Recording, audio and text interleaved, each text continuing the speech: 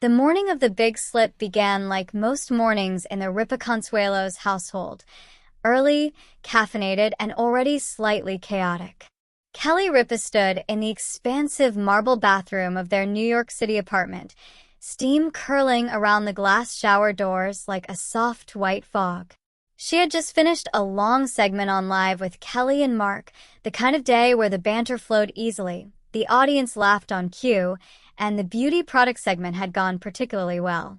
A new luxurious body oil, something expensive, fragrant, and promised to leave skin silky as a red carpet dream, had been the star of the show. The brand had sent over a full-size bottle as a thank you. Kelly, ever the enthusiast, decided to try it that very night. She stepped into the shower, the water already running at the perfect temperature. The oil felt decadent on her skin. She smoothed it over her arms, her legs, her shoulders, humming a little under her breath. The scent was something floral and expensive, the kind of smell that made you feel like you were somewhere tropical even when you were still in Midtown. She closed her eyes for a moment, letting the water rinse the excess, and that was when it happened. One foot shifted. The marble under the oil became instantaneous ice. Her balance vanished. Time slowed in the way it only does during the worst falls. Kelly's arms windmilled. The bottle slipped from her hand and clattered against the tile. Her hip met the edge of the built-in bench with a dull, sickening thud. She went down hard, one knee slamming into the floor, the other leg twisting awkwardly beneath her. Water continued to pour over her as she lay there for a long second, stunned, the oil still slick under her palms. "Oh my God," she whispered to the empty bathroom. Then, louder, almost laughing because the alternative was crying. "This is how it ends. This is actually how it ends for me." Mark found her a few minutes later when she didn't answer his call from the other room. He opened the shower door carefully, took one look at the oil-slicked floor and his wife half-sitting, half-lying against the wall, and immediately went into full protective mode. He shut off the water, helped her out, wrapped her in the biggest towel they owned, and sat her on the closed toilet lid while he assessed the damage. A developing bruise on her hip, a scraped knee, a tender spot on her elbow. Nothing broken, thank God. But the look in Kelly's eyes was pure theatrical doom. "I slipped," she said, still a little breathless. On the beauty product, the one from the show. "Mark, falling in the shower is how women my age go out. This will be the end of me." He kissed the top of her head. "You're not going out from a shower slip. You're Kelly Ripa. You once danced through a migraine on live television. You'll be fine." But the story had already begun writing itself in her head. By the next morning, the bruise had bloomed into a spectacular shade of purple-blue. Kelly iced it, elevated it, and still showed up at the studio with her usual energy. She did not, however, keep the incident to herself. During the opening segment, she leaned toward Mark with that signature sparkle of self-deprecation and announced to the audience and the cameras, "I almost died last night. Falling in the shower. Using the beauty product we just promoted. If I go out this way, at least the product got good coverage." The audience roared. Social media lit up within minutes. Clips circulated. Headlines appeared almost as fast as the bruise had. Kelly Ripa claims falling in the shower will be the end of her after Live. Host apparently suffers big slip while using beauty product. The internet, as it does, ran with it.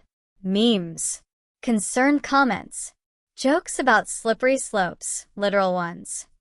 Brand statements carefully crafted to express relief that she was okay while still defending the product's texture.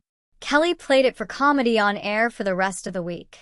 She limped theatrically across the stage. She demonstrated, with exaggerated caution, how one should never apply oil while standing on wet marble. She interviewed a physical therapist about shower safety for the Over 50 set. She even did a bit where she and Mark tried to invent non-slip beauty products on the spot. The audience loved it. Ratings ticked up. The bruise faded from purple to yellow-green, then to a faint memory. But something quieter settled underneath the jokes. That night, after the cameras were off and the apartment was dark except for the city lights through the windows, Kelly stood in the same bathroom and stared at the marble floor. She had wiped it carefully. She had bought those little adhesive non-slip strips that look slightly ridiculous but work. She had moved the remaining bottle of oil to a shelf far from the shower. Still, the memory of the fall lingered in her body more than the bruise did. The sudden loss of control. The flash of pure fear that this might actually be it. Not a dramatic exit, not a long illness, just a stupid, ordinary slip on a product she had enthusiastically endorsed hours earlier. She thought about her mother, about the women she had known who had taken falls later in life and never fully recovered their confidence, their mobility, their independence. She thought about the way the body changes without asking permission, how the same skin that once bounced back from late nights and early call times now carried the evidence of every small insult a little longer. How the same legs that had danced on stage for decades could, in one oily second, forget how to stay upright. Mark found her there again, this time fully dressed and dry. Just looking. "You okay?" he asked. "I'm writing the story in my head," she said. "The long version. Not the 2-minute bit for the show. The real one." He waited. "It's not really about the slip," she continued. "It's about realizing you're not invincible anymore. That the universe can end you over something as dumb as beauty oil and wet marble. I've spent decades performing the version of myself that can handle anything. Live television, raising kids in the public eye, aging in an industry that prefers you frozen at 35. And then one night you're on the floor of your own shower thinking, this might be the end." Mark put an arm around her. "It wasn't. I know, but it could have been. And that knowledge doesn't leave." They stood there together for a while. Outside, the city kept moving. Inside, the bathroom was quiet except for the faint drip of a faucet that needed fixing. In the weeks that followed, Kelly did what she always did. She turned the experience into material, but she also turned it into something quieter and more lasting. She started a short series on the show about everyday dangers we don't talk about. Not in a fear-mongering way, but with practical tips and a refusal to pretend that aging was only about glowing skin and perfect lighting. She interviewed doctors about balance and bone density. She talked openly about the way fear can settle into the body after a fall, even a minor one. She laughed at herself constantly because that was still her superpower, but the laughter had a new undercurrent of honesty. Fans wrote in. Some shared their own near misses.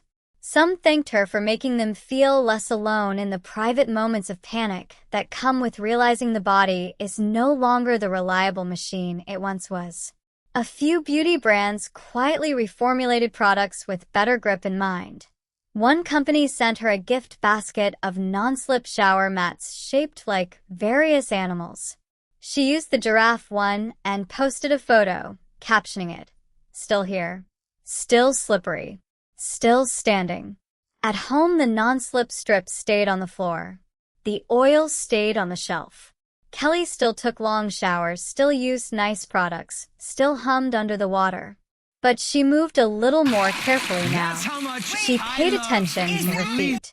She let herself feel the gratitude that the fall had been only a fall and not the ending she had briefly imagined.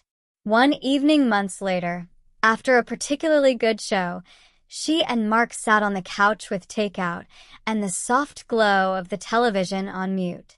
The bruise was long gone. The headlines had moved on to other celebrities, other slips, other stories. "You ever think about that night?" Mark asked. Kelly smiled. "Every time I get in the shower. And every time I don't fall. Which is, thankfully, every time so far."